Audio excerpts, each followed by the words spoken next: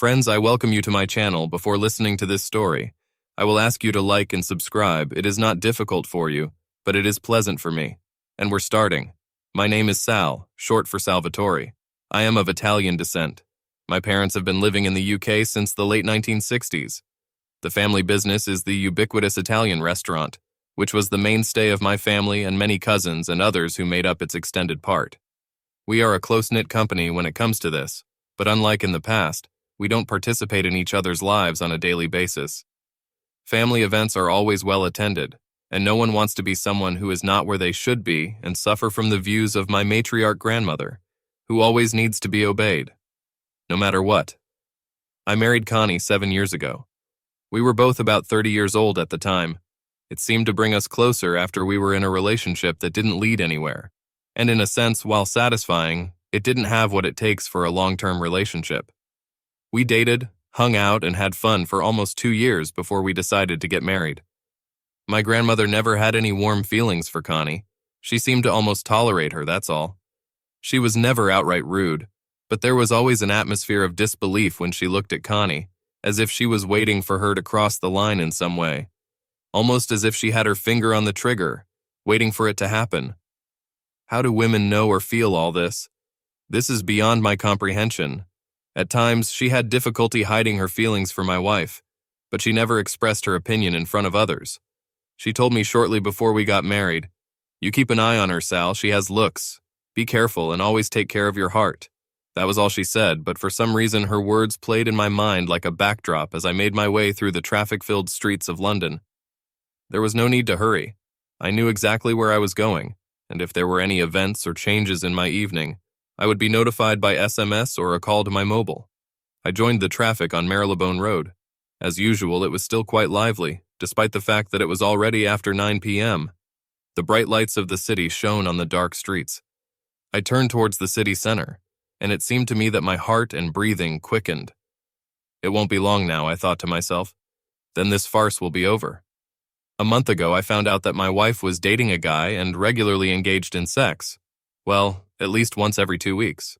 As I found out after some searching, it lasted at least 6 months. How did I find out about this? It was actually easy, much easier than I might have thought.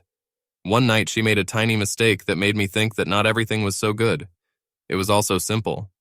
The day I found the pen, it was one of those cheap ones that hotels provide as welcome kits. I couldn't figure out where it came from.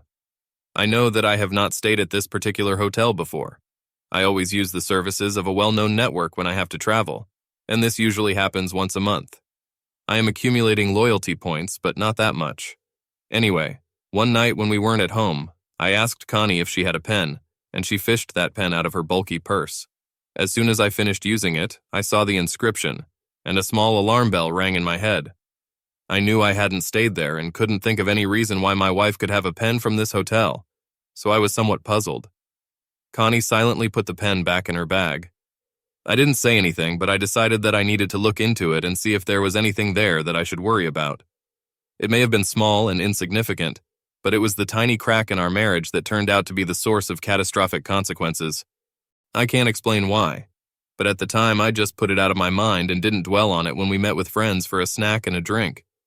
It was kind of commonplace that we would meet up with 2 other couples from time to have a snack and then enjoy a few drinks and dance at the end of the evening. We were sitting in the lounge bar of our favorite restaurant at the time when the infamous pen appeared. It was our usual establishment, cozy, laid back, with a relaxed atmosphere. It didn't hurt that it was run by one of my cousins, so of course there was a good family discount, which my own family in turn reciprocated. The discounts were enough to show respect, but also not enough to offend the owner. Respect was shown and accepted. It was a two-way thing that worked. The other 2 couples were Carlo and his wife Joanna, as well as Phil and his wife Terry. Carlo and Joanna were older than us by about 5 years or so. Of course, we were connected from a distance, but we were still a family. Carlo was a bit old-fashioned in some ways, and he led an interesting life, although not everything in it was within the law. He was a real bear, and I remember when Connie first met him, he terrified her. But you couldn't have asked for a nicer, kinder, and more gentle man. That's as long as you don't upset him. One word, don't. Carlo was like an older brother to me. He was always there for me, kept me out of trouble, and once or twice he easily dealt with 1 or 2 problems. His wife Joanna was a lovely lady. She adored Carlo, and they were perfect for each other. He was big, she was petite, pretty, but at the same time defiant. She was the only person Carlo was afraid of. He adored her, and he didn't care who knew about it.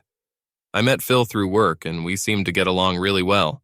He was the same age as me and had similar views on life. We played golf together from time to time and hung out with his wife Terry at the golf club, so it was really good. Terry got along with Connie, and they often spent days outside the house, spending huge amounts of money to buy God knows what, and it took a lot of time. All I've ever seen are the big bags that came through the door with Connie after one of these expeditions. Where Phil was always warm and friendly, Terry seemed distant at times, and this has been especially true lately. Then she seemed to come to her senses and became part of the group.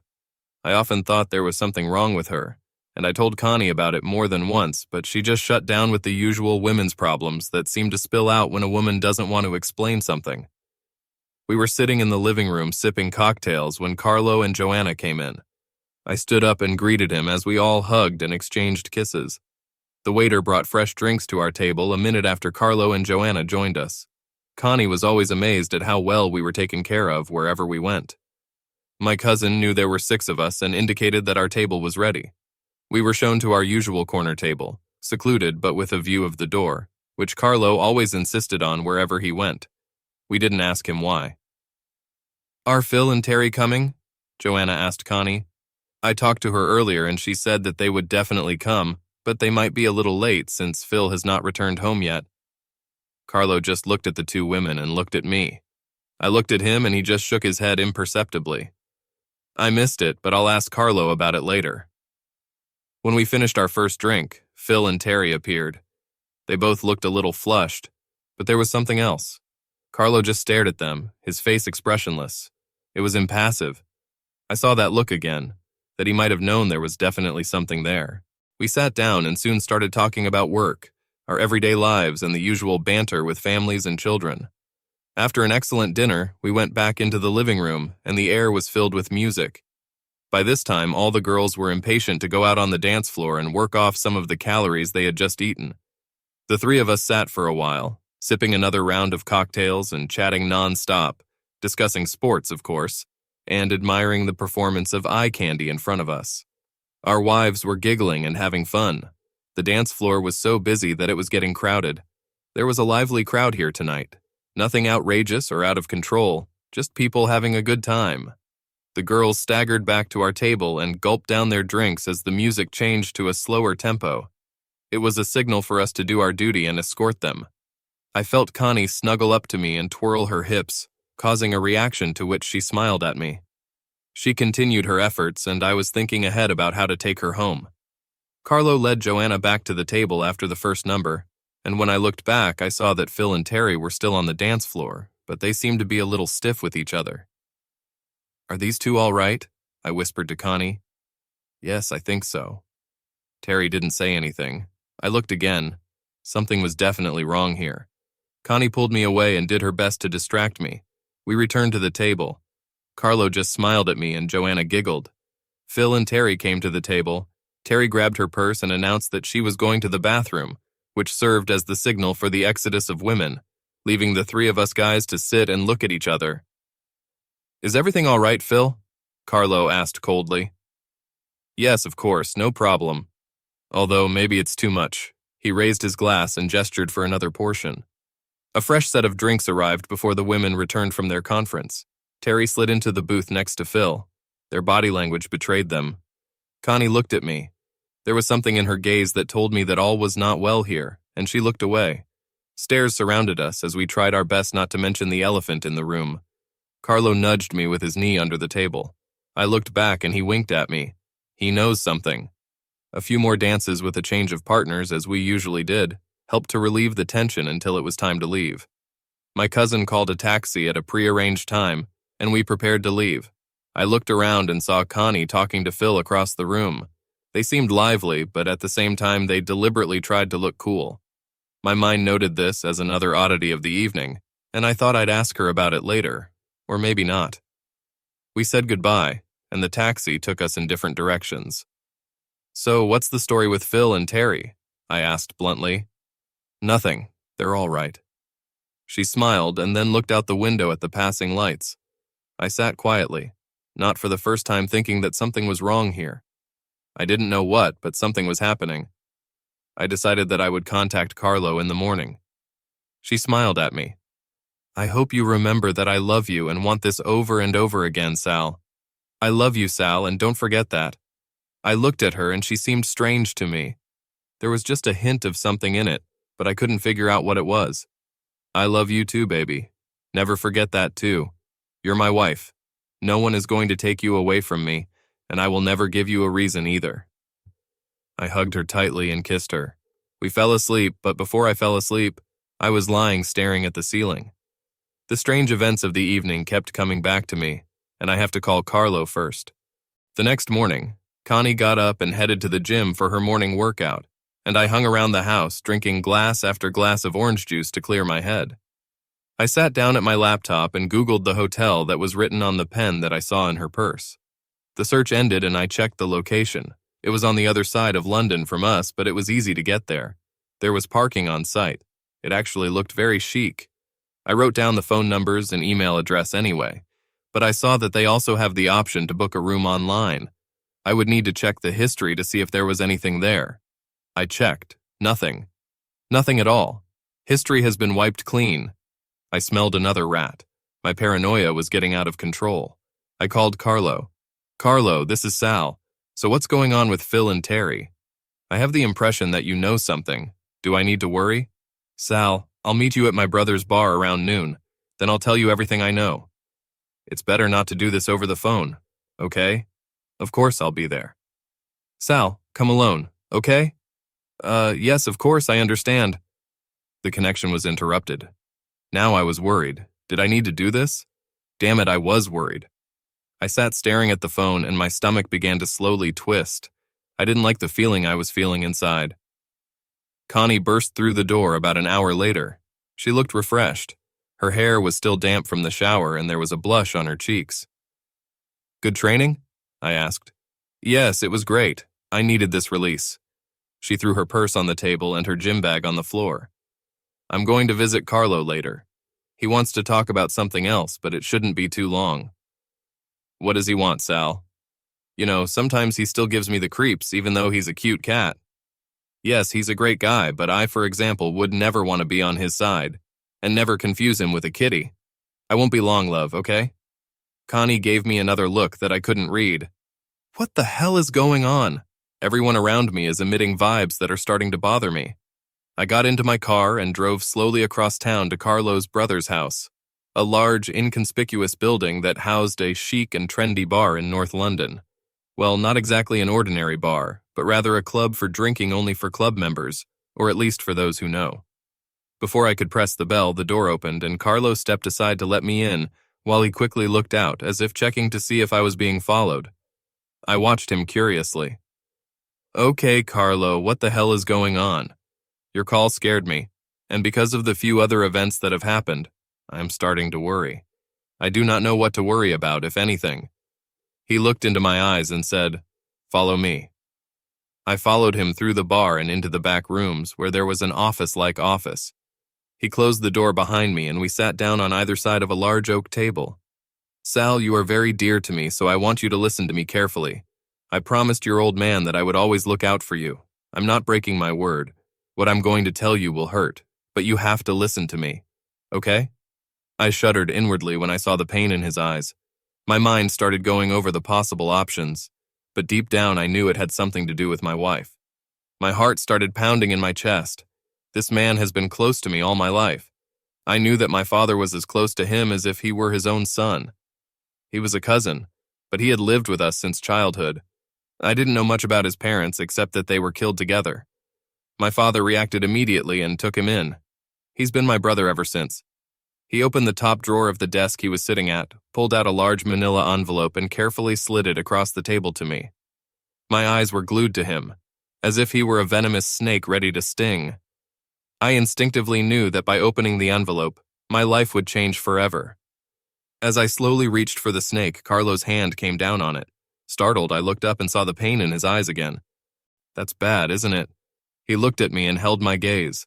A slight nod was all he gave me. Sal, remember that I'm here for you, okay? He raised his big hand and I pulled the snake towards me. I picked it up and felt its weight. It seemed so full of poison. Carlo watched me as I took out the contents from the hiding place inside the envelope. As soon as it was opened, the poison became visible, which began to affect my mind and heart. I've seen the photos, large glossy pictures of a woman and a man making love. They were easy to identify.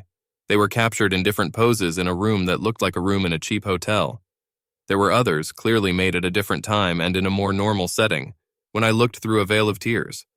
I could see my wife naked on our own bed with this man. Sal, are you okay? I continued to look through the photos, each of which pierced my heart. The pain in my chest intensified as I watched my marriage disintegrate before my eyes. I looked up at Carlo and my face was wet with burning tears. What? How? When did you do this? Who is he? My eyes widen with shock, fear, and a good deal of anger, which also boils over. Sal, a few weeks ago I heard whispers that Connie was up to something. I didn't have any proof until a couple of days ago, just before we all went out the other night. I know some things for sure, but there are still things I'm working on. As for how to do it, a friend of mine recognized her when he saw her in a restaurant in South London. He thought the guy she was with was too friendly to treat a married woman like that in public. Sal, they thought they were out of the area and I think they were safe. Who he is Tony Drew. Yes, you should know him. He's Phil's brother. I was sitting rooted to the spot when his words began to sink in. Images of our evening out flashed through my mind. The looks of Phil and Connie and then Terry. Everything was coming together. I found a pen from a hotel on the other side of London. Is that where they are? Yes, Sal. I'm sorry, buddy, but my boyfriend followed them there early last week. As far as I understand, they stayed the night. The first meeting also took place when you were not at home. I looked at him, and now my heart hardened, and my fist clenched tightly into a ball. I'm going to kill that bastard, I spat. Take it easy, Sal. It can get you into a lot of trouble, and she's not worth serving time for, just like him. Divorce this fool and get rid of her yourself and let me deal with him. No, Carlo. No matter how much I respect you, I can't let that happen. I need to deal with this bastard myself, and he needs to know it was me, too. Is he married? Do you know where he lives, works, and all that? I do have some information that is in the envelope that will answer this question, but don't do anything rash. We need to plan everything carefully, and we don't want to be thrown in jail either, do we? He's not married, but as far as I can tell, he's divorced. He has no children, but he likes women, especially married ones. Maybe he doesn't want any commitment or something like that. Anyway, he shouldn't have urinated in our pond, which he will regret. His eyes turned cold when he said that. I had no doubt that this would not end well for my wife's lover. So what's on your mind? I was still breathing hard and fast, but I was gradually getting over my rage, at least as much as I could. He poured me a whiskey before answering. How well do you get along with your friend Phil?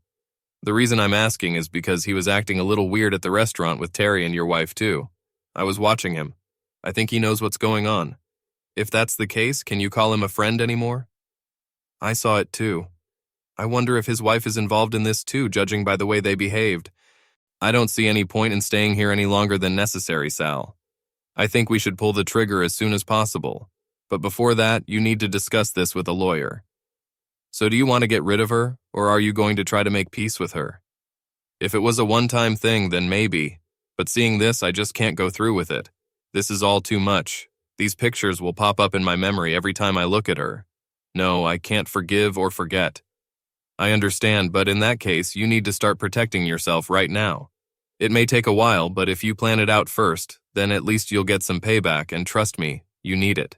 I need to think about it, Carlo. I want them both to suffer. At least, damn it, they really suffered too. He leaned forward and placed a business card in front of me. The guy who deals with divorces. He's ruthless, and he doesn't take prisoners either. Strictly labels them and packs them in bags. No riots. I've already briefed him on your situation. All you have to do is call him and tell him to go, and he'll take care of it. Trust me, he's fine. He's my cousin too. He laughed at that. We had cousins everywhere. I couldn't help but smile. We sat for another hour until we had a plan of action. I called Carlo's cousin and he started acting. We agreed not to serve it on the table until everything is ready. In the meantime, I needed to find out how much Phil and his wife Terry were somehow involved in this case. I left Carlo and drove slowly back to the house. My agitated brain was fighting to keep control of my mind. I gripped the steering wheel so tightly that I'm sure there were dents from my fingers on it. I parked my car and trudged to the door, but when I got inside, I didn't hear a sound at all. Connie's gone somewhere. I found a note on the kitchen table and it said, "I'm going to see Terry. I'll be back later. I love you, XX." I crumpled it up and threw it in the trash. I called Carlo. She says she went to see Terry. I know she's with Phil and Terry right now, but Terry's not there. Just Phil. I have a boyfriend who's watching her as we agreed. He will stay with her as long as we need him. Of course, so where is Terry then? That's if she was the one she was going to meet. If anything comes up, Sal, I'll let you know on your cell phone. I sat down and looked at my watch. 3 hours later, Connie returned home. "Hello, my love. How was your day?" She flew into the room and kissed me on the cheek, heading for the kitchen. Everything was fine. Carlo had something he wanted to discuss with me, that's all. But we are working on a plan to deal with it. She looked at me, expecting me to tell her some details, but I didn't. I wanted her to ask. A minute later, she did just that. "It's just a personal matter with my cousin that needs to be sorted out. He thinks his wife is cheating on him, so he really needed some advice." I smiled, noticing how her expression changed as she tried to maintain her casual smile. "But I am sure that everything will work out." She turned away, but I knew I'd scared her a little anyway.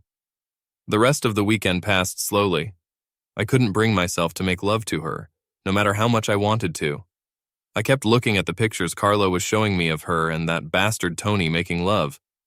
I couldn't understand how she could do this to him and act normal around me. She was a much better liar and actress than I ever thought possible.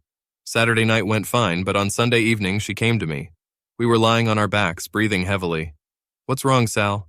We've never done this before." "I'm not sure. I just wanted to make sure you were mine. I think I love you, Connie, and I don't want to lose you, so I decided to do something new that I thought might help." "You're not going to lose me, silly." She swung her leg over mine and looked up at me. "I'm all yours, my love." We lay quietly in our beds, each with his own thoughts. I felt insulted and betrayed that Connie could lie to me the way she did. I was angry and getting angrier by the minute. I slipped out of bed as soon as she fell asleep and went downstairs. I poured myself a large portion of JD and sat down at my computer. I saw a pop-up message from Carlo. I checked the time. It was just after 1 o'clock in the morning. "All the wheels are turning and everything is in its place, as we discussed. Okay, I thought that all I need to do now is schedule a short absence for Wednesday, and we'll get started." I replied to him with a message. "Okay." An hour later, I slipped back into bed. I tried to sleep, but the rage didn't help me. I eventually dozed off and managed to sleep through several intermittent hours of not very good sleep. I crawled out of bed and took a shower before getting dressed and going downstairs. Connie greeted me with a smile and a breakfast of coffee and toast. She moved a little unsteadily this morning. She noticed me looking and smiled. "You were a little wild last night, sweetheart. I don't think I'll be ready for the next round for a few days." She wrapped her arms around my neck and kissed me again. I choked and she stepped back. "It's all right," I smiled through my cough. "It just went down the wrong throat." She sat down and sipped her coffee. "I have to go to Leeds on Wednesday. Are you going to be okay?" She looked at me over the top of her cup, and I could almost see her brain working. "Just for one night?" she asked casually. "Yes, but I won't be back until late on Thursday evening." "Does this have anything to do with Carlo?" "Yes, and that cousin I told you about. It's really nothing special, but he may need some support. Carlo gives me the creeps, although I'm not sure what kind of support he could offer. You'll be surprised at what a good friend he can be, but I wouldn't want to be on his side, relative or not. He also has a talent for solving problems." I saw her face turn a little pale, but her mind was still working on the plan, and I saw it. I looked at my watch and got up, preparing to leave for the day. "I have to go, honey. I'll see you later, and be good while I'm gone." Before she could get up, I kissed the top of her head and walked through the door to the garage. I drove out of the garage and purred down the road. I went to a meeting with my lawyer and spent an hour with him discussing options and signing his papers. He was on a roll and had already received copies of the contents of the envelope. He confirmed that he would have everything ready by Wednesday afternoon so that I could pick him up. I ran to the bank and transferred all the money from our savings to a new account in my name only, and also sent a large sum to Carlo so that he would also keep it on my behalf. The current account was left as it was, It covered all accounts, so there was practically no free cash on it. I took cash and jewelry out of our safe deposit box and opened a new account only in my name at another bank. I also stopped paying her the allowance that was going into her own account. I was sure it would hit her quickly, and she would be in trouble by the end of the month. Satisfied, I went to my office and went about my daily routine. My secretary Sadie was a great help to me, and I knew she could have steered the ship without me. And, as it seemed to me, I would have coped with it much better. In between signing the papers, I caught her looking at me. I sighed and turned my chair around so that I was facing her directly. I've known her for almost 5 years. She was always a professional in her field, and was selflessly devoted to me to the point that it seemed as if she was protecting me. She was always polite and cold to Connie, but I was sure there was some kind of secret current between them.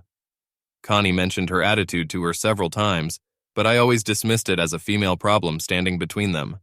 I looked at her oval face. Her piercing dark blue eyes looked at me with concern. I knew I had to say something. I felt the need to tell someone something. I was torn inside, and she knew it. I took a deep breath, trying to collect my thoughts and control my emotions. Sadie, there are events happening this week that may cause some disruptions, so if I'm not around, you know what to do to keep things going, okay? Yes, boss. You can rely on me. Is there anything I can help you with? Sadie was a married woman in her 40s, smart and elegant, whom I trusted implicitly. I looked at her, and she seemed to read my innermost thoughts. Connie is cheating on me. She's cheating on you! Oh my God, Sal, this is terrible. Are you sure? I mean, do you know for sure? I just nodded slowly. She saw the tears welling up in her eyes and closed the distance between us. She hugged me tightly, standing next to me. I felt the love of this woman in these arms, and I knew that this was what was missing at home. I cried for the first time since I found out about it a few short days ago. She hugged me until I managed to pull myself together again. She took my face in her hands and looked into my eyes. Sal, you're a good man. Don't let anyone tell you otherwise. What are you going to do? Get a divorce, I suppose, and kick that bastard's ass too? Well, yes, something like that. But I don't want to involve you or anyone else, Sadie. Please understand. Don't do anything stupid, Sal. Please be careful. The rest of the day was really hard, but Sadie was worth her weight in gold. Judging by the way she took care of me, her husband is a lucky man.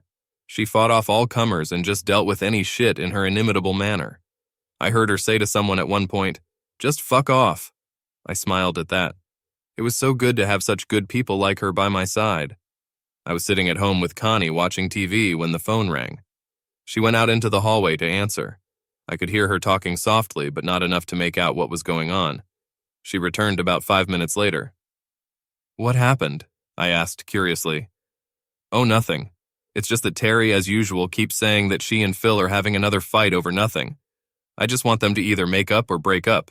They drive me crazy. What do you mean? Are they in big trouble? Phil never mentioned it. I was watching her face, looking for something that might give her away. Well, actually, I think it's something and nothing special. I'm sure they'll figure it out. Is this what happened when we were in the restaurant? Connie looked at me nervously. She didn't know that I noticed something between them, and neither did her involvement in it. Now that she had started this series of lies and got caught up in it, I smiled inwardly at her discomfort, but I still couldn't figure out what Terry and Phil's role was in all this, unless it was unrelated. Yes, they quarreled before leaving, and then it kind of boiled over all evening. Is that what you did with Phil? She visibly shuddered. I mean, trying to help them sort out their dispute. Yes, Terry asked me to talk to Phil, that's all. So what was there? Maybe I can help? I smiled to myself as I watched my wife begin to tie herself in knots. It's all right, Sal. I'm sure they've figured out almost everything now. Okay, I'm glad to hear that. I don't like the idea of my friend's marriage in trouble. He's not cheating, is he? No, nothing like that. Her face was flushed now. So it was Terry who was playing with someone nearby? Look, Sal, I don't know. Okay, let's mind our own business and leave them alone, she snorted. Exactly my thoughts, but I can tell Phil about it when I see him. I'll just see if he's okay. Her eyes narrowed as I looked back at the TV, obviously ending the conversation. After a few minutes, I casually asked her, So if none of them are cheating and Terry asked you to talk to Phil, what was it about? Sal, for Christ's sake, leave it alone. She jumped up from the couch and ran out of the room. I leaned back in my chair, giggling. I know I've touched a nerve with her now. All I needed to find out now was what the other couple's role was in this. We spent the rest of the evening carefully avoiding each other. This seemed to satisfy both of us, and very little was said. I decided that I would drop by Phil and Terry's tomorrow and stir their pot a little. Of course, it was dangerous. It might have told my wife that I knew what was going on, but I couldn't resist even pulling their mustaches a little. The next day, Tuesday, I got up early and headed for the door as Connie was coming down the stairs. She was still sleepy, but I politely kissed her on the cheek as I passed her on my way to the garage. "I can't stop, my love. We need to move. I have a lot to do before I leave tomorrow. Love you." Connie stood there looking stunned until I disappeared through the door, and a few seconds later she heard my car pull out of the driveway and speed down the road. She poured herself a cup of coffee and sat thinking about Tony. Everything was so great until last week or so. She met Tony one evening a few months ago when she was out with Terry. They were in a small club with a couple of other friends when he walked in. When he saw his daughter-in-law, he approached the group and, smiling, offered to buy them all a drink. All the girls smiled at the handsome guy as he looked at them all. Terry noticed that Tony and Connie's eyes met, and something flashed between them. "Stay away from Tony. He's a real piece of shit. He even molested me before. He hunts for anyone with a pulse, especially married women. Don't worry, Terry, I have my Sal, but he's a pretty nice-looking guy. Didn't you have the slightest temptation?" Terry shook her head, looking at her friend. "One word, don't."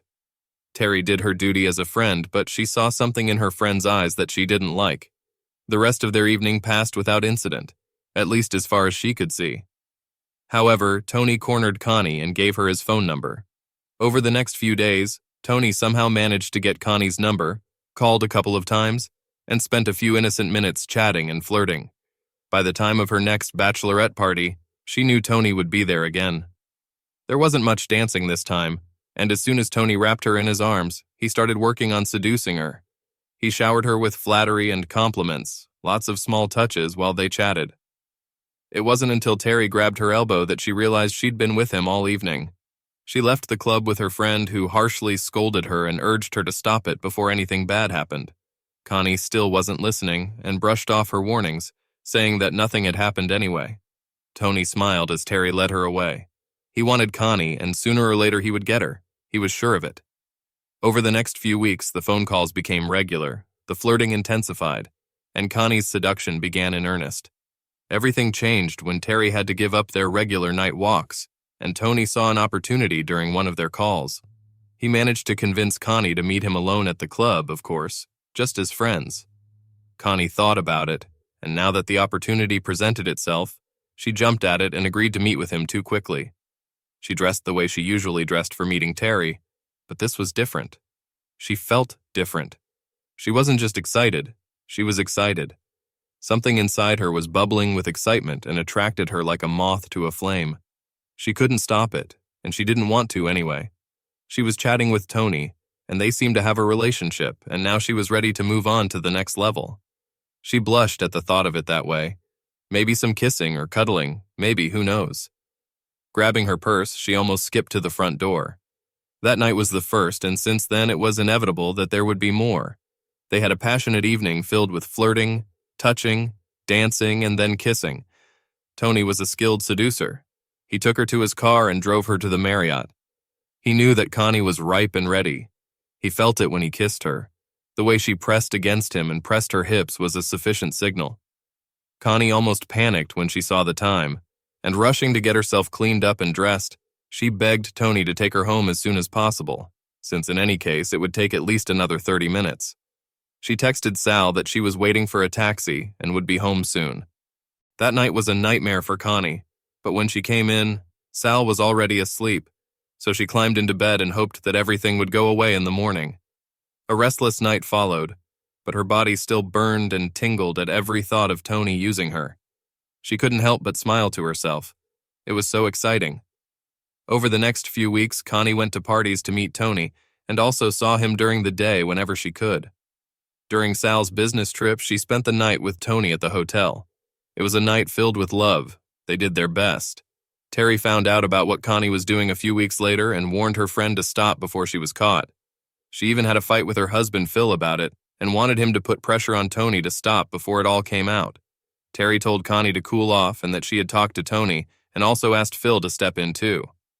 Tony was unrepentant, arrogant, and dismissive of Terry and his brother. Phil was torn between loyalty to his brother and loyalty to his friend Sal. It didn't help when Connie started reprimanding him in a restaurant when he asked her to stop dating his brother, as he got slapped around the neck by his wife. He was trapped between a hammer and an anvil, from which there was no easy way out. The longer it went on, the more difficult it was to find a way out without creating serious problems.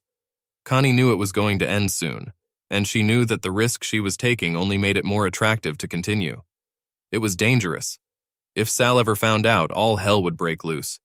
The scene in the restaurant was too intimate to feel comfortable, and when Sal asked what was going on, the situation definitely got out of control.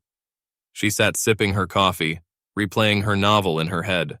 She knew that he didn't love her and didn't want to see her as anything but an easy joy, but she was attracted to him anyway. She decided that tomorrow it would all be over, and this would be the last time. She had to put an end to it, but they were going to have another night together. For some reason, she felt better that the decision had been made, but of course, she still had to convince Tony as well. It was already late when I walked in the door. I had been trying to kill time all day, and all the plans had been made. The documents from my lawyer were now in my car. The official kit will be delivered by registered mail. I felt the tension and went straight to my trusty bottle of JD and poured a large portion. Connie watched me as I took a long sip and poured more. I was confused, and looking at Connie, I was sure that she was also coping with her own problems. "Are you okay, Sal?" I didn't answer at first, taking another sip of my JD. I turned and fixed my gaze on her. I could see her reaction. She looked scared, anxious, and a tremor went through her body and was almost noticeable. "It's just a hard day. That's all, the love. I need to take a shower and then I have to get ready for my conversation with Carlo tomorrow." I slipped past her and up the stairs before she realized I hadn't kissed her. She didn't like this atmosphere.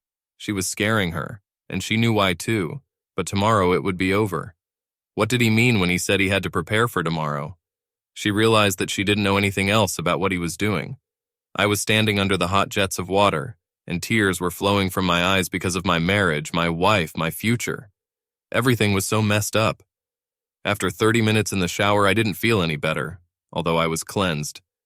My heart was tearing apart, and I wanted to run and hide. I was shaking, and I wasn't sure I could control myself for long. After getting out of the shower, I dried off and dressed casually before going downstairs. Connie looked at me as I entered the kitchen. I pulled myself together, and now I had a game face. She relaxed a little when she also pulled herself together. I saw it. It was weird. We both knew something was wrong, and we both did our best not to ask questions that could ruin everything. "What are we having for dinner?" I asked as casually as I could. I thought we could order something for a change. "I don't feel like cooking today." "Of course, no problem. Will Chinese work?" "Yes, that would be good." I called, and while we were waiting, we sat in the living room with the TV playing in the background. Like two prize fighters, we looked at each other, not attracting attention and not wanting to engage in a confrontation that was in the air. Dinner was quiet, almost tense. "What time do you have to leave in the morning?" she asked casually. "I leave around 9 a.m. We have a flight booked for 11, so we don't need to rush. It won't take too long, although the problem is that we won't be able to meet this problem until tomorrow evening. But in any case, it will be nice to finally meet Cousin Carlo. You know what a family is." It was almost 10 p.m., and I thought I saw her glance at her watch. "I need to go to bed. It's going to be a long day tomorrow." I stood up, drained my glass, and put it on the table. I looked at her across the table, and it seemed to me that a shadow of sadness flickered in her eyes. She stood up and closed the distance between us. "I want you to know, Connie, I've always loved you like no one else." I hugged her tightly. She felt him hug her, and her heart was filled with sadness and guilt. "It will all be over tomorrow," she thought to herself, "and then I can make it up to him." I was thinking the same thing. Well, almost. I woke up to the scent of freshly brewed coffee filling my nostrils, which I always loved first thing in the morning. It brought back memories of my grandmother's house, where coffee was always ready. It is also strong and dark. I floated down the stairs towards the strong scent of nectar. Connie was waiting with a large mug in her hand. I grabbed it and kissed her on the cheek before taking a sip of the oily drink that helped me wake up completely. I sat down and ate some toast, citing a rather full stomach after yesterday's meal. Silence reigned in the kitchen while we drank coffee. Each of us watched the other, but turned away so that we would not be noticed. It was stressful, and we both wanted it to be over as soon as possible. I looked at my watch. I have to go, my love. I need to be at Carlo's to pick him up. I got up and put my cup on the dryer after emptying it. I felt myself breathing deeply, and a wave of emotions rose in my chest. I stifled a sob as I almost lost her. I looked at Connie and saw that she was trying to keep her cool. Damn it, it was stressful. She must understand that I know for sure. She looked up at him, smiling as he passed her. Have a nice trip and come back soon, Sal. She watched as he slipped past her and politely kissed her on the forehead. And again, this action puzzled her. Grabbing his travel bag, he headed for the garage. With a huge sigh of relief, I inserted the key into the ignition and turned it on. The car roared for a moment. The garage door opened and I easily backed out into the cool morning air. With tears slowly clouding my eyes, I turned the steering wheel and drove the car down the road away from my wife. I didn't look back. I couldn't. My face was wet with tears and sadness weighed heavily on my heart. It was him. Judgment Day. Connie picked up the phone a few minutes later and listened to the beeping in her ear. He's gone. Are you still ready for tonight? Oh yeah, baby, definitely. We'll make this a good night too. I had to tell Phil to fuck off, although Tony, he's been getting on my nerves lately. Did he say anything to you? Yes, but I also sent him, and this wife of his too. She molested me too. She won't say anything even though she knows it. Well, that's not going to stop us, baby. I'm really looking forward to tonight. I asked my friend to book us the same room as before, so we're ready to meet. Room 415, just take the key at the front desk and see you there at 8, okay? Okay, I get it. I'll call you back later. The couple hung up and the man smiled. He typed in the details of the lovers' date before picking up his listening equipment and leaving his post. Carlos saw the message and smiled grimly at Sal. Sitting in his office, he cringed at his wife's callousness before discussing the plan for tonight. Are you sure you want to do this, Sal? I have to ask before things go too far. You know how this is going to end, don't you? I looked at my lifelong friend, saw the deep concern in his eyes, and heard the warning in his words. Carlo, I loved this woman as I have never loved anyone before, and will never love again. I gave her everything I had, and I can't just leave it. I have to do something so that she knows what she has done and that she will pay for it forever, just like her lover. I just have to do it, Carlo. Do you understand? Carlo nodded sadly, seeing the pain in Sal's eyes and feeling it in his words. He reached into his desk drawer, pulled out a revolver, and placed it on the table in front of Sal. He looked at him with wide eyes, studying the details of the weapon that could solve part of his problem. Only use it if you're really sure, Sal. We will do everything necessary to make sure that he knows what he has done, and urge him not to try anything like this again. The gun is needed in order to emphasize your point of view. Okay? He watched as Sal nodded silently, looking at the gun. Carlo took out a handful of cartridges and dumped them on the table next to the pistol. For some reason, it seemed more real at the sight of ammunition. You need to download this, Sal, if only to strengthen in your mind that this is exactly what you want to do. Do you understand? Sal reached out and took the gun. It seemed to him that it became easier, because it brought back memories from the distant past. Carlo watched as his friend loaded the pistol with a practiced motion before putting it back on the table. Ready to go, Sal? Sal nodded. Okay, we have a little time before we kill him, so let's go eat and I'll fill you in. At one point, I was thinking about calling Terry and Phil to find out how much they knew and asking why they hadn't mentioned it to me.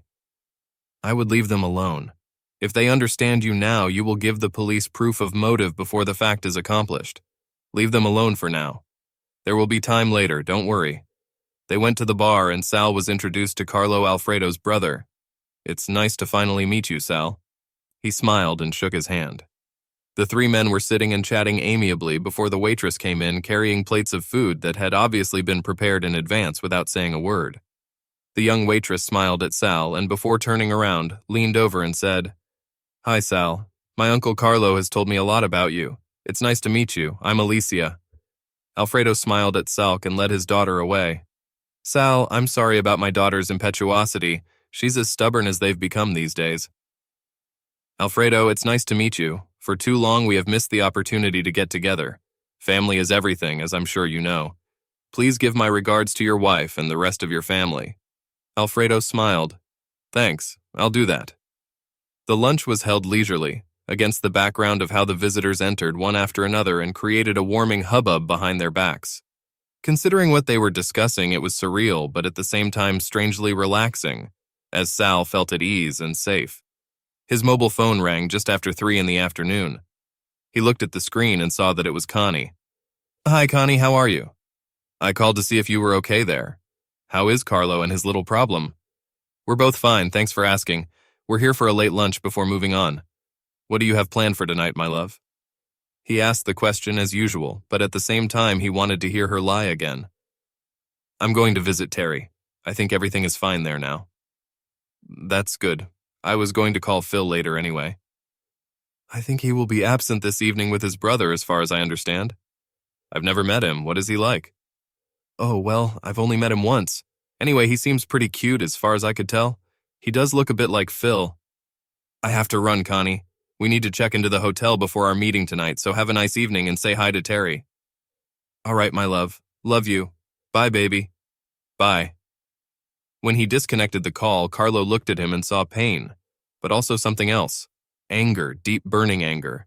Something he knew very well, and the only thing that set him on the path he chose in life, until he met Joan. And she did something to him that had never happened before. She made him fall in love with her. Is everything all right, Sal? Yes, it looks like we're ready to go. The men raised their glasses and toasted each other, draining their glasses in one gulp. It's time to get some rest before the show starts. Let's go meet the guys. They left Alfredo at the bar and headed to their private quarters. There they met a group of 4 men who greeted them by shaking Sal's hand and hugging Carlo tightly. Sal, these are my very good friends. I trust them with my life and have done so many times in the past. They won't let you down. Looking at the men, I could see that they were all a few years older than me and looked beaten up by life. They all had the same steely glint in their eyes, and they seemed strong and focused. I felt a shiver run through me as reality began to sink in. Do you still want this, Sal? Carlo asked coldly. Yes, I don't just want it. I need it. I looked at the men who all smiled slightly at me, as if they also understood the importance of this for me. Okay, guys, is everything ready? Is everything checked? Are the cars in place? The van? Access to the hotel and escape routes? Recycling? For the next 30 minutes, the plan and all the points mentioned by Carlo were discussed, until everyone was convinced that it was possible to go. I could feel their eyes on me as I paced up and down the room. I was tense and I could feel the anger building inside. I wasn't sure I could control him for long. The knowledge that Connie was even now preparing to meet Tony turned me inside out. I wanted to hit something, someone. Carlo stood in front of me, blocking my way, and hugged me with his big arms. Take it easy, Sal, take it easy. We'll be on our way soon, and it'll get easier, son. Tears welled up in my eyes as frustration and anger, mixed with a sense of betrayal and loss, fueled my mood. Carlo walked beside me, and the men looked at me. I could feel their sympathy enveloping me, as if in some form of support. They all took turns talking and pacing with me for the next hour, as they also needed me to play my part to the fullest. The phone rang, breaking the mood. Heads turned in the direction of the piercing sound. Carlo took out his cell phone. Yes? They all strained to hear something. Okay, fine. We're moving out in 5 minutes. I looked at my watch. It was already past 8 o'clock. Time just flew by unnoticed. The men left the room and went to their car. They were going to get into the van closer to their destination. Carlo looked at Sal. He was worried. Sal, last chance you won't have to do this, you know. Yes, I know. That bastard disrespected me and my family. I need to teach him a lesson he'll never forget, and I damn well intend to do just that. A good man. Carlo slapped me on the shoulder with a meaty hand as we walked out the back door and got into a parked Mercedes that had been ordered especially for us. This brings me to where I am now, parking the Mercedes on a side street less than 200 meters from the hotel. We were sitting in silence when a message came to Carlo's phone just after 9 p.m. He looked at him and nodded at me. They've arrived. I felt my heart sink. Carlo saw my reaction. His hand on my shoulder was now keeping me in touch with reality and trying to distract me from the thoughts in my head. Let's stick to the plan, Sal. I looked at him and nodded. I knew we'd have to wait at least another hour before moving in. Another message has arrived. The boys are here and in position. Carlos smiled nervously at me. Their role was crucial in getting us to the hotel unnoticed, or at least as unnoticed as possible. We sat down and discussed what we needed to do, and Carlo reminded me again not to let my emotions get out of control. We don't want to create riots and get into shit because of these two jerks. His cold eyes bored into mine as he looked at me. I got the hint, and now was not the time to spoil everything. Okay, Carlo, I'm not going to shoot that bastard in bed. Even I'm not that stupid. I grinned at him when he slapped me on the head. Don't piss me off, Sal. This is serious shit. Pull yourself together and keep yourself in control, okay? I nodded.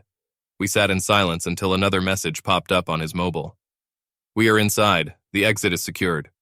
Carlo looked at the clock on the dashboard. It was almost time. My heart started to speed up and my breathing followed suit. Carlo took the brass knuckles out of the glove compartment and carefully opened the car door. He saw me looking. Just in case. Okay, let's go. A moment later, I was following him as he headed for the hotel lobby. We walked through the door and headed straight for the elevators, acting as casual as any other resident, but avoiding eye contact. I tried my best to relax and keep my cool, but I was so damn tense. We stood and waited for the elevator to descend to the first floor. The elevator clanged and the doors slowly opened. We had to step aside when a couple got out of the elevator before we went inside and stood impassively while the doors closed. We watched in silence as the arrow of the floor indicator slowly rose to the 4th floor. We arrived too quickly, and the doors slowly opened. Now my heart was racing. Carlo came out first and led me into the room. I saw the numbers 415 on the door and realized that my wife was on the other side of that door with another man. When we got to the door, the other 4 guys appeared out of nowhere.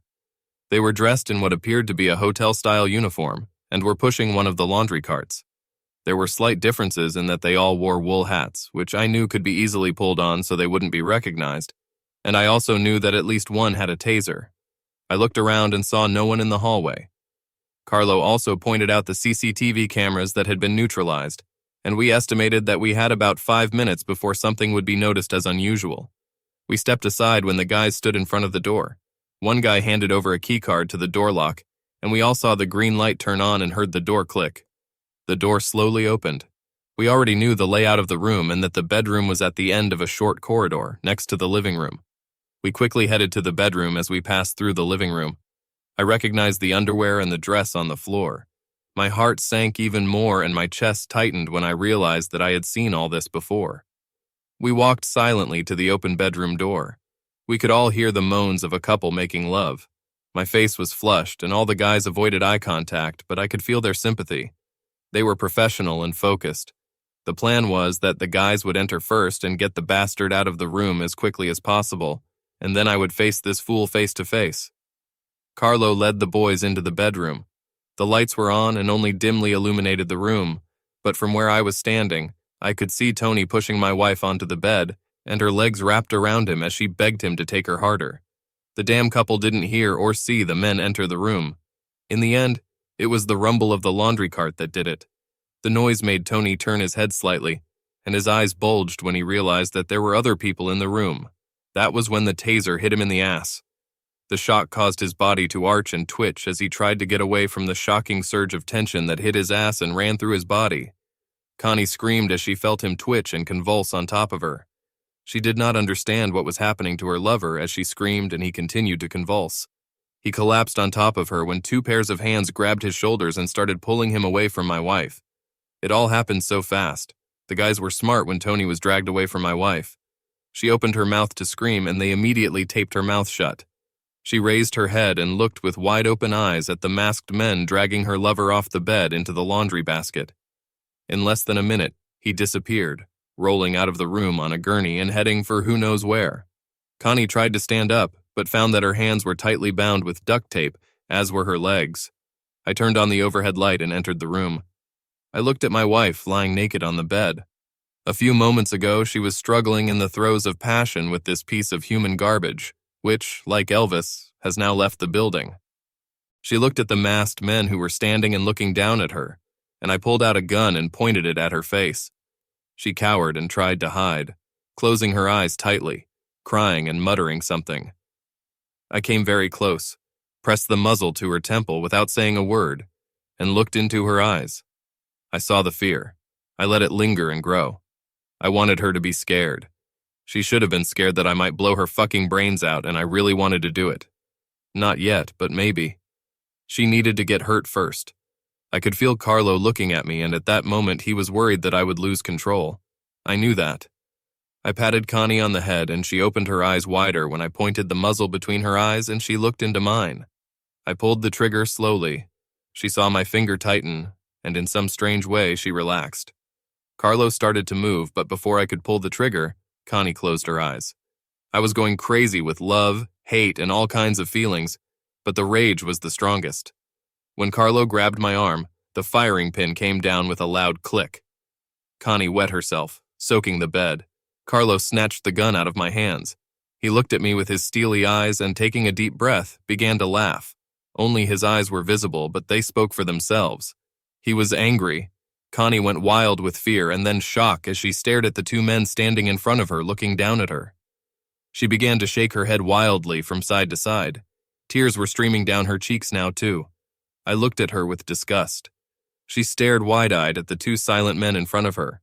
Not a word had been spoken in the previous 2 minutes, which could ruin her evening and possibly the rest of her life.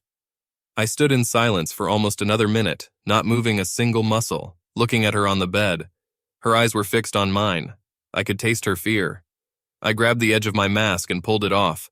She gasped and then fainted. I noticed Carlo's slight movement next to me as he looked at his phone and realized that we had to leave. I followed Carlo out of the room, leaving Connie sprawled on the bed. We slipped down the stairs and used the exit at the back of the hotel to disappear back into the dark city. A few minutes later, we returned to the car. We didn't talk on the way back. Everyone was busy with their own thoughts. Carlo started the engine and we sped off, heading for the meeting place. "You took out the bullets! You bastard!" I was worried for a second, thinking you were going to shoot her. I laughed grimly. "I wasn't going to jail for killing that fool. Just damn well scaring her will be enough for now. I think the lesson will be learned when she sees Tony again. I'm sure the guys will do everything necessary with him. No need to get your hands dirty, Sal. I know it's important for you that he knows you were there, but I think he'll remember it for a very long time anyway. Anyway, I have to be sure of it." I stared gloomily ahead as we wound through the dark streets to our destination. We entered the bar and Alfredo was waiting for us. It was almost 1 o'clock in the morning, so he poured us healthy drinks while we sat in front of the fireplace in the back room. Gradually, as the adrenaline subsided, we began to feel more human beings. I've been in a trance for the last few hours, a state of consciousness in which the real world was detached, and where only pain and anger lived. Now we sat in the warmth of the back room and ate quietly. Carlo's phone rang. He read the message and smiled at me. "Everything is done, and everything is taken care of. The boys are on their way. I know I can't fully thank them for what they did, but I'll never forget that night. Sal, shut the fuck up, it's done. Now you have to fight in other battles. You need to deal with this fool now. Don't get so soft on me, okay?" "Of course I understand." There was no need to say anything else. I remembered that we had left her at the hotel, and I wondered how she would get home and if she would be able to tell me anything about her adventure. Well, I still had the rest of the day to kill before I returned home according to plan. Now she knew that I was aware of her actions, but would she say anything or confess? For some reason I doubted it, even knowing and catching her on it. When you're ready, rooms will be ready for both of you. Fatigue seemed to suddenly come over me when I was shown to my room. I took off my clothes, and Alfredo took them away and threw them away before I collapsed on the bed.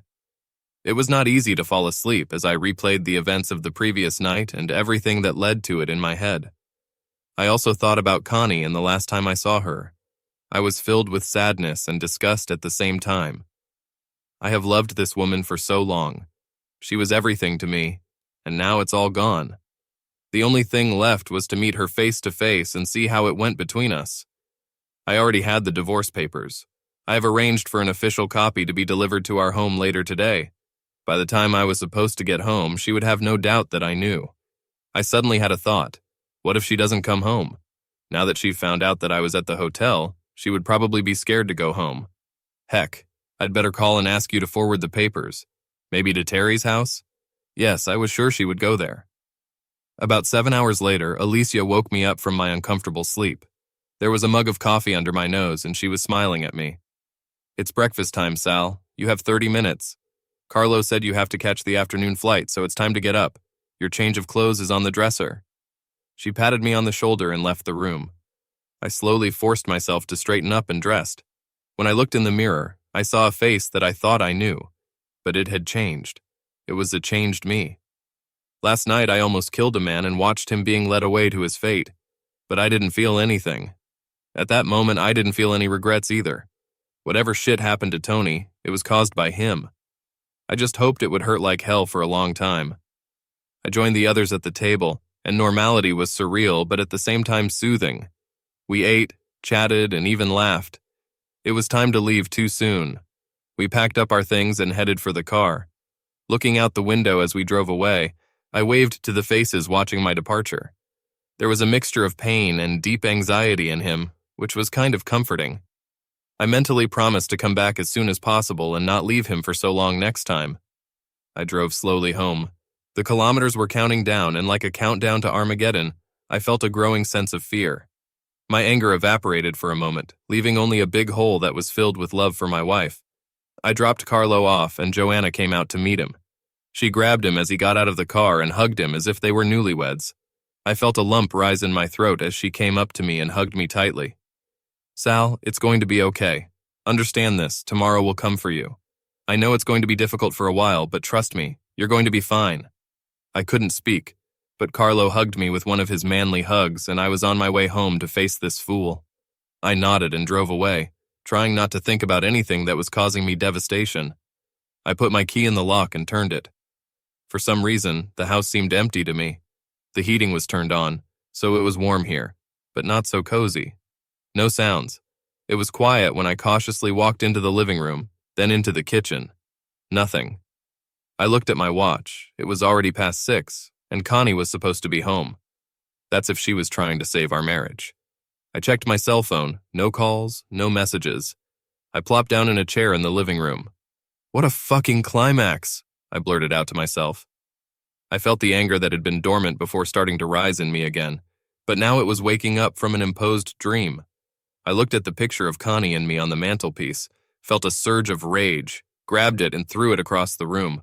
The heavy silver frame smashed through the wall, and the glass shattered. Fuck you, I shouted. I was staring at the wall, breathing heavily, when I heard the phone come to life. I grabbed the phone. Hello, I roared at him. Oh, I'm sorry, Is that you, Sal? A female voice asked in a trembling voice. Yes, it's me. What do you want? My tone was loud, direct, and damn angry. This is Terry, Sal, She almost whispered. Yes, Terry. Sorry, it's not a good time, that's all. What can I do for you? I breathed more slowly, trying to regain my composure. Well, this is Connie. She's here, and she's actually a little out of her mind. I can't figure out what happened, but something happened and she's not feeling well. She doesn't want to go home. She thinks you can hurt her in some way. I don't think she should go anywhere right now, and certainly not drive herself. Terry, is she there? I'm intervening decisively.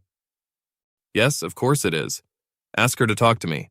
If she doesn't want to, that tells me something, and it should be the same with you. Then ask her what happened. Let's see what she says. I heard some muttering, and then the voices got a little louder. Terry turned on again. She doesn't say anything. Sal, I'm worried about her. Terry, be patient for a while. Just tell her I'll pick her up. Let's see what happens. I heard her tell Connie what I said, and then Connie's scream was enough of an answer. Sal, I do not know what to tell you. Terry, I know it's okay. What do you mean, Sal? I know everything, Terry. Oh my God, I heard Terry relay what I said. Then there was another howl in the earpiece, followed by sobs and more screams. Sal, I'm so sorry. I like Terry too, I know all about it. I know about the bachelorette parties, and that you and Phil had a fight about it. I heard her gasp. Oh my God, no. Yes, I know. While I'm doing this, I know who it is too, and when I catch up with this little bastard, he'll pay, trust me. Sal, I'm so sorry. Phil couldn't convince them to stop. We both tried, and I know we should have told you something, but we got into an unpleasant situation. Terry was talking incoherently now, trying to pronounce all the words as quickly as possible. Terry, be sure. I don't blame you and Phil for what she did to Tony. I'm just sad that you didn't tell me sooner. I'm afraid it's damaged our friendship. We won't talk about it anymore. Tell Connie I'm not coming to pick her up so she can relax, but her things will be packed, and sooner rather than later. Otherwise they'll go in the trash. I mean everything too. She doesn't live here anymore. Finally, some papers were supposed to be delivered to me for her today. I called the performers and redirected them to your address, as I had a feeling that she might run away to you. I think they should be there any minute. Tell that fool to think before doing anything, and especially before calling me or anyone else. Do you understand? All right, Sal. I hung up the phone and exhaled slowly. It was as if I was holding my breath while I was talking. All the anxiety had easily disappeared from me, and now there was nothing. I've said everything I needed to say at the moment. I was calm now. I didn't rant or shout at anyone. I felt inside that I wanted it, but I was alone and she was gone. Maybe she hasn't been around for a while and I didn't notice it. I missed that fool. I hated her and loved her at the same time. I've been going over it in my head over and over again. I must have been blind and stupid if I didn't see this coming. The more I thought about it, the more I saw little signs that things weren't going well between us. The last few days had exhausted me, and sitting in an empty house, I suddenly felt exhausted. Things had really gotten off the ground, and now it was just a matter of time before the real shit started between the two of us. I knew it would become personal and painful. Sooner or later, I would have had to face this fool, but right now I was in no condition to fight her, but soon it would happen. There would also be no forgiveness or mercy. I sat down, opened a bottle of JD and poured ice into a glass, poured a decent portion. I took a sip of the dark nectar and enjoyed its taste as it warmed my throat. I took a sip and somehow let my mind go blank, waiting for oblivion, or at least some kind of mental state that would allow me to fall asleep. I slept like a log. When I woke up, my mouth looked like the bottom of a parrot's cage, and my head was a little stuffy too. I took a shower and went downstairs. I turned on the coffee maker and swallowed the orange juice from the package. The toasts were tucked into the toaster, and I wandered around waiting for the coffee to brew. It was 7:30 when the first bell rang. Hello? Sal, this is Carlo. Are you okay? I'm sorry it's so early, but I just needed to make sure you were okay and hadn't done anything stupid yet. Yes, I'm fine, although I have a headache. You don't have to worry. I was calm. She did not return home, but went to Terry and Phil. I talked to her and told her what I know, so now it's open. I haven't heard a damn thing since last night, about 7:30. I thought I'd eat it after she was notified, but judging by Terry's words, she was still a little confused when she came in. Carlo laughed. Well, it's not really a surprise, but it looks like everything is going as well as it could be, Sal. I heard from the guys that everything was fine on their part. The package was delivered to the Midlands, although I don't expect to hear anything about it for a day or two. You know what to do. I won't be calling again until tomorrow, as I have some business to settle today. The family sends their regards to you. I poured myself a cup of coffee and took a sip of the black liquid. It was enough to clear the fog caused by alcohol in my head. I started thinking about what to do today. I decided to call my office first and check how things were going there, then hire a locksmith to deal with the bank. To hell with everything that needed to be done. Even though I didn't want to lose her, I knew I couldn't stay with her because the trust we had was gone.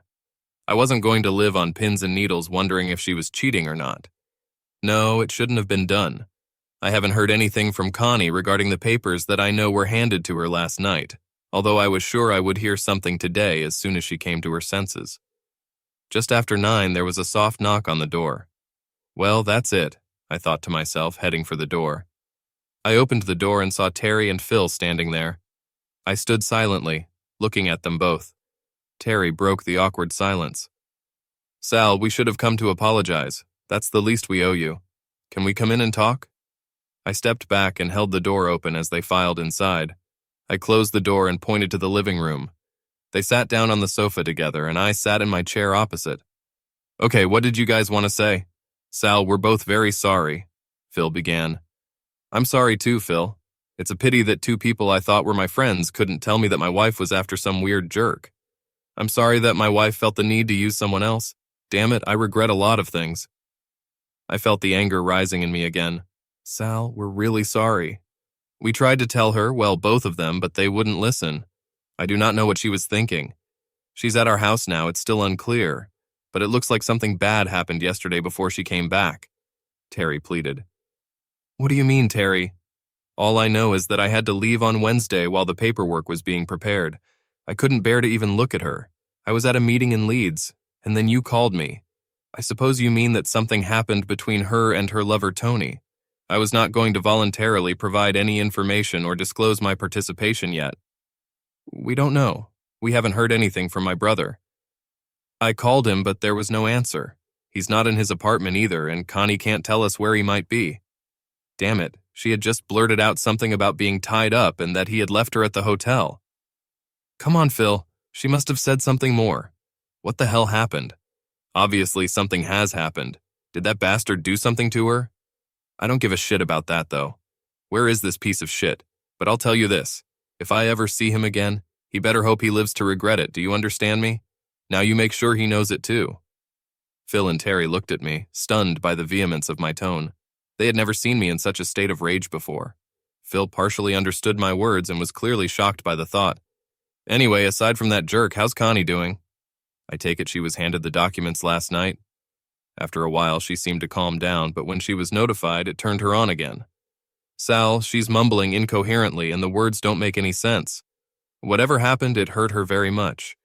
When she came to us, she was upset, angry, but most of all scared, and she doesn't say exactly what happened. Well, I thought, I hope this fool will now also remember what happened that night, every night. Well, guys, I hate this fool for what she did to me. So if she's in a little pain right now, then good, because it hurts me too. She made her bed with that cretin, so now she can stay with that bastard? I don't care. I'm done with her. They looked at me, speechless from my anger at Connie. Is there no way you can fix this with her, Sal? I mean, she made a mistake, but you had such a good time together. Can't you at least try to fix it? Divorce is a big step, Sal. Please talk to her first. Of course, she deserves at least that. Terry's voice broke as she pleaded with me. I listened, looking into her eyes, which were filling with tears. She was at least showing the emotions of a good friend. I paused, trying to look away from her eyes. I've always liked Terry, and Phil too, for that matter. And even after the way they behaved in this mess, I couldn't deny that Terry's words needed to be taken seriously. I knew that sooner or later I would have to deal with Connie. Okay, I'll talk to her, but first I want to put all her things away. It's just going to be her and me. I'll call and let her know when and where. Is that okay? Terry rushed to me and hugged me tightly. Phil watched in embarrassment. That's all we can ask for and probably more than she can expect. Yes, Sal, thank you. I'll tell her to wait for your call. Please don't leave her in limbo for too long, Sal. That would be cruel. Phil just looked at me with a sullen expression on his face. Sal, I'm sorry, man. My brother is an asshole and you should kick his ass properly. I wouldn't blame you a bit if you did. I watched out the window as the couple drove away. They quickly got into their car and drove off in the direction of my future ex-wife. I sat and thought about what Terry had said. It's true, of course, I needed to talk to Connie, but I needed to cool off a little before I could trust myself at arm's length from this fool. I poured more coffee. The strong taste left in my throat was pleasant. After filling another large mug, I picked up the phone, called Sadie, and caught up with her. I spent the next half hour listening to how well Sadie was doing without me. What a woman. As soon as she was done with it, she started asking me about Connie. God, it was like listening to my mom. As a result, I was ordered to come to her house that evening for dinner with her and her husband, and by the time I hung up the phone, my ears were still ringing. I was convinced that she was at least half Italian. The rest of the day was spent on rearrangements, locks, bedrooms, clothes, photographs, everything that came to my mind at the moment when I was moving, disassembling, packing, or destroying. My anger had subsided somewhat by the end of the day, although it was still rampant. I leaned back in my chair, exhausted by all this emotional trauma, and as I sat, tears flowed easily down my face. I knew I was probably going crazy without talking to Connie, but subconsciously I made the decision to get rid of this fool. Everything was in its place. All that was left was the final fight. I had no illusions that it would hurt me as much as it hurt her. How the hell could you do this to me and to us? I sat staring out the window thinking about the collapse of my marriage. My heart was hurting, and only the pain was holding back my anger, at least for the moment. I knew I should have called, but as I sipped more whiskey, I decided I'd do it in the morning. I'm too tired tonight to spend a few hard rounds with this fool. I wanted to be in my game when I did it. I had another restless night's sleep. I got a call early in the morning, again shortly before 7:30. The phone came to life, and the bells seemed to ring in my head, waking my brain from the half-doze into which I managed to immerse myself. "Yes?" I asked casually. "Sal, it's me, Phil. Listen, I just got a call from the hospital. My brother has been there for a couple of days. He was badly beaten. He seems to be in stable condition, but he was treated really badly. Both arms and legs are broken, and his balls have received a good beating, although they are not yet sure of the further consequences. I don't know anything else, so that's really it. I hope you don't expect any sympathy from me, Phil. As far as I know, he was lucky that he didn't meet me. I would have finished the job. Mark my words, if I ever see him, it could be fatal." "Sal, I understand. I wouldn't blame you if you really did it. Therefore, I will not ask this question. He got what he deserved. You're a tough guy and a friend, and I just wish I'd been as good a friend to you as you were to me. I know I can't change what's been done, but I just thought you might want to know about Tony, that's all. Phil, it was never your fault, remember that. This is what it is. Say hi to Terry. Bye and thanks." "Of course, for now." I hung up the phone and stared out the window at the garden. It was quiet there when a strange bird fluttered onto the bird table and ate the food that I loved to cook for them. Sitting in my armchair and watching nature through the glass, I always calmed down. It also helped me think, and today was no exception. I used my cell phone to call Carlo and tell him the news about Tony. He only snorted, but noticed that it was a job well done. His guys were good and achieved the desired result. He laughed when I looked at the list of injuries, serious enough but not life-threatening, unless he did something really stupid. Carlo said he was confident he could get the message across to him on this, just to make sure he was behaving well, but I didn't think it was wise at the moment. I was sure Phil would convey my feelings, which would also be better and safer. We left everything as it was, and I went back to contemplating the window. As I was sipping my second coffee of the day, the phone rang again, and I switched it to my answering machine. Listening, I heard Connie's trembling voice leave a message. "Sal, please call me, we need to talk. I'm so sorry. I need to explain. I need you. I need to get home. I'm so sorry." There were sobs between the pleas, and with each word my heart squeezed as if it was being strangled in my chest. I found myself breathing heavily when the message ended. I wanted to pick up the phone, but my hand didn't reach for the receiver to do it. Even the sound of that fool's voice still reached me. I knew I'd have to do it today, but I wanted her to wait, so she doesn't think I'm responding to her message. I hung around the house for a couple more hours, and when I wandered around the house, for some reason it seemed naked and empty.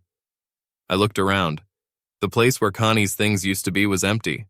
I called Sadie and asked a couple of guys to come with a van to move all her stuff. Within an hour, the boxes and bags that I had packed were stowed in the back of the van. I watched the van pull away, heading for Connie. I knew that very soon my phone would ring when she received her things, and the realization that she had screwed up would hit her hard. It was a one-way trip. The phone rang again, but it was Terry. "Sal, Connie's things have arrived. I'm just telling you that we took them away. The guys apparently put most of it in the warehouse. Thanks for that, Sal. All we have is what you marked as personal. Connie is still in shock. I know she called you earlier. Will you call to talk to her, or will you call her later? Put her through to Terry. Let's get this over with." I waited a few seconds until I heard her voice. "Hello?"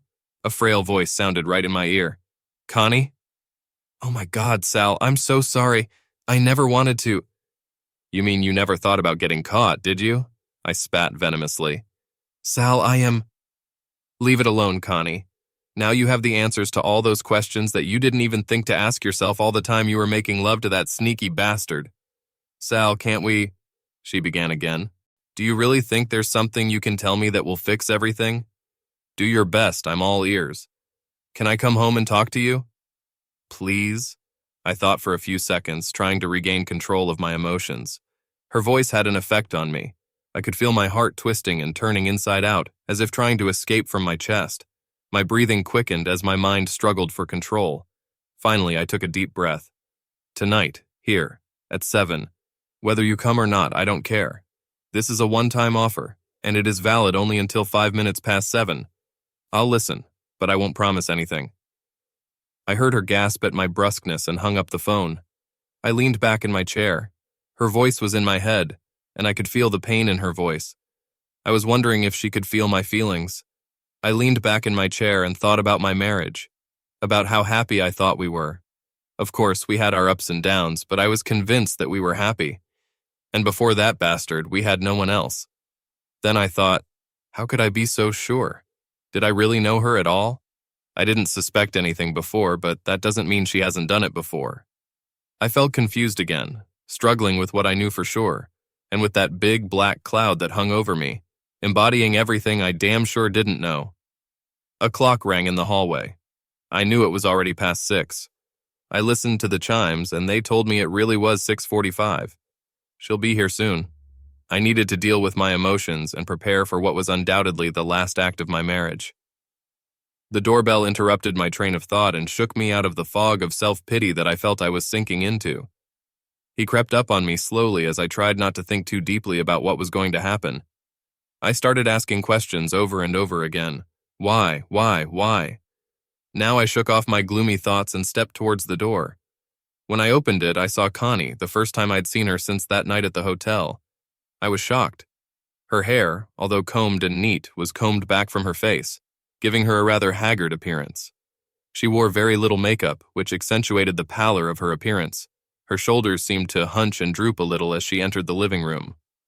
I followed her and noticed how much a few days change when you are caught off guard, as it was with her. I watched her as she looked around the living room, with quiet sighs, and then with a strangled sob when she noticed the gaps on the walls and all over the room where there used to be photographs and souvenirs. She looked at me, covering her mouth with her hand, and tears appeared in her eyes. "It's all gone," I said coldly. "If you look around the rest of the house, you will see that there are a lot of empty places." I paused before saying anything else. She looked at me again, and now tears were rolling down her cheeks. "I didn't understand, Sal. I never wanted this to happen. I didn't think." "I know, but this is the result of your deception, your infidelity. All of yours. I hope you're satisfied." The words flowed with sincerity and venom. Every word dealt a direct blow to my future ex-wife. She sat down on the sofa, and I poured her a strong vodka and tonic. Handing her a glass, I remained impassive. She took a sip from her glass and looked at me.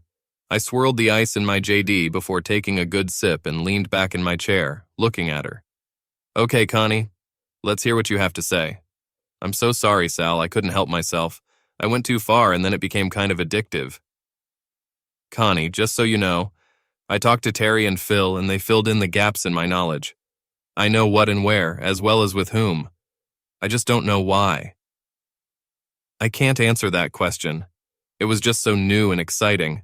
I guess I bought into his chatter." "But you made love to him. Not once or even twice, but repeatedly for several weeks." I felt the rage rising in me again. I took a sip and took several deep breaths. She looked down at her feet. "I know I can't change what I've done, Sal. I was wrong. Is there any way we can end this?" I evaded the question. "What about Tony? What happened to him? Where is that bastard?" Connie fidgeted and finally looked up at me. Her eyes bored into mine, and there was some kind of challenge in them as she tried to figure out what to say. "We were caught at the hotel that night. There were men there, 5 or 6, I think, but Tony was just taken away. He was there a minute ago and then he disappeared. Did you set this up for Sal?" I stared back at her. I took another sip from my glass, looking at her, ignoring her question, although I wondered if she somehow realized it was me from her face that night before she passed out. It was terrible. They took him away and took him away. Then I was tied up and a man put a gun to my head. I know he pulled the trigger, but that's when I lost consciousness. I was afraid I was going to die. When I came to, I was alone. She caught a glimpse of a smile on my face as I enjoyed her discomfort. I watched as a shudder ran through her body, and our eyes met. "So, what happened to your lover?" "Sal, don't call him that. He's not my lover. Yes, I know I had a bed with him, but I don't have any feelings for him. I love you and only you. You love me so much that you've been making love to that bastard for fucking weeks."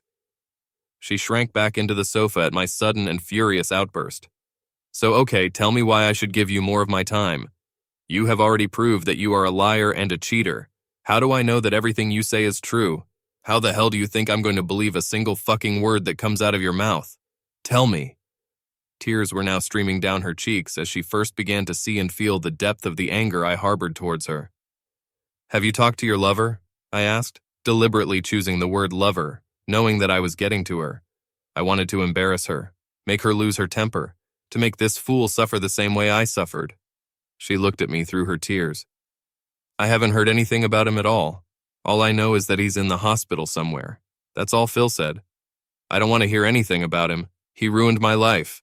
I wish he was dead. Well, I can't disagree with that, I grinned. I leaned back in my chair watching her face, and I had little doubt that she was angry now that she had been caught and hung out to dry, and at the same time on her ass. She'd screwed up, and now she was getting the whole picture.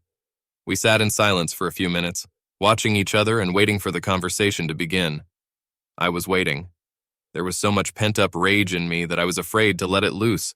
I had to keep control. She looked around the living room again, looking for something that could change the direction of this conversation. She gasped when she realized that our wedding photo was missing from the mantelpiece. When she looked at the empty space, I met her gaze and looked at the dent in the wall to answer her question. She put her hand to her mouth. She got up and walked around the room, going to every empty place. I sat and watched her absorb the missing memories. It was as if all traces of her presence had been removed from the first floor. She sat down on the sofa again. Sal, it's all gone. Is there really no chance? She looked at me and there was defeat in her eyes. I took a deep breath. Connie, I loved you like nothing else. What you did was rip out my heart and trample it underfoot. Making love to this jerk was disrespectful and showed complete disregard for my feelings and those of our friends. You were seen openly flirting with him. In public, damn it. Don't bullshit me that it was just bedtime love or you didn't want to hurt me, damn it. You did it and now you're going to pay for it. Your lover has already begun to pay for what he did, that's right. And it will continue to be the same. I will cripple him, but slowly. I will also destroy you the same way you destroyed what we had. Connie, it's over between us, period. Now, if you'll excuse me, I haven't heard anything from you that would make me change my mind, so if you just sign the divorce papers, then we can both get on with our lives. I don't want to see or hear from you anymore. I'm done with you and now get out of my house, you cheating fool. She sat in complete shock while my words reached her. She really messed up everything, but now, at this moment, I was no longer up to her. Anger would help me cope. She packed up and got up to leave, and I followed her to the door. When she opened the door of her car, she looked back at me and mouthed the word sorry. I raised my hand, pointing 2 fingers forward, and with my thumb cocked the trigger so that it resembled the shape of a pistol, and watched her face as recognition dawned on her. Click! She screamed and almost fell as she climbed into her car. I closed the door behind her, and my marriage. End.